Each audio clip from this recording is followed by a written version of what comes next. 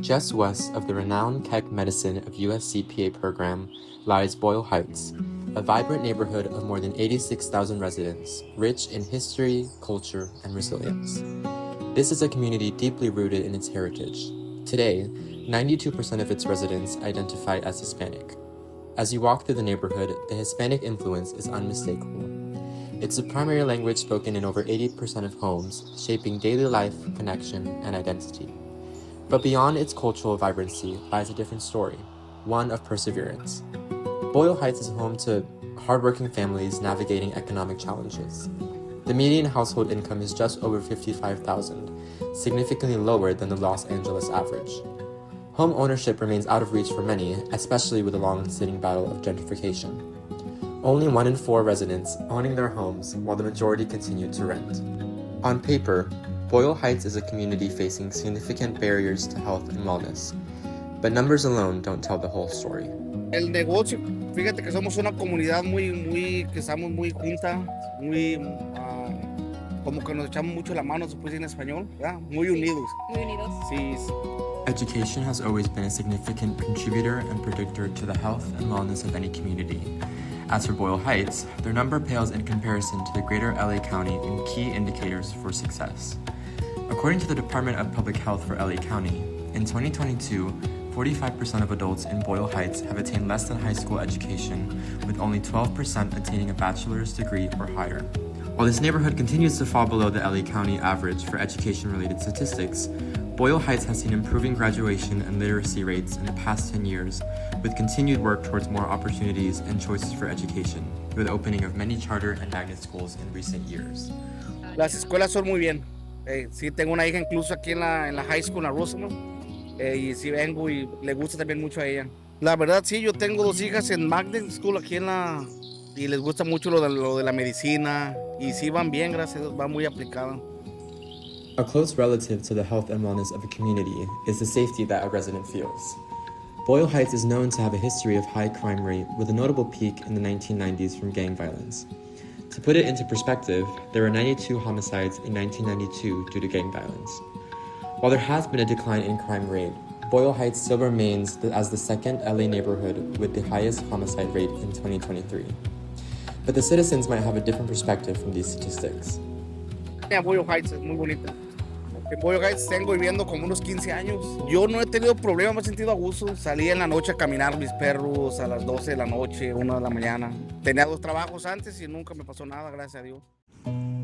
But a growing danger is impacting the neighborhood of Boyle Heights. Currently, Boyle Heights ranks among the top 10 zip codes in Los Angeles County, most vulnerable to immigration enforcement activity. Pues yo pienso que es un poquito difícil. Depende de tu situación ya ves que ahorita el estatus migratorio que tiene uno, que te piden a la veces por un seguro o algo. Antes yo vendía paleta y ahora vendo nieve. Sí. ¿Cuánto tiene? Más o menos como unos 10 años. ¿Y es su único trabajo? Sí, no, tengo el único trabajo que tengo, sí. Sí. ¿Y cómo le va?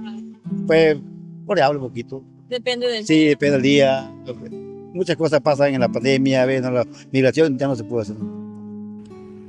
With the growing fear of this agency, many residents have stopped going out altogether, to work, to see their friends and family, and just as important, to seek the care they need for their health.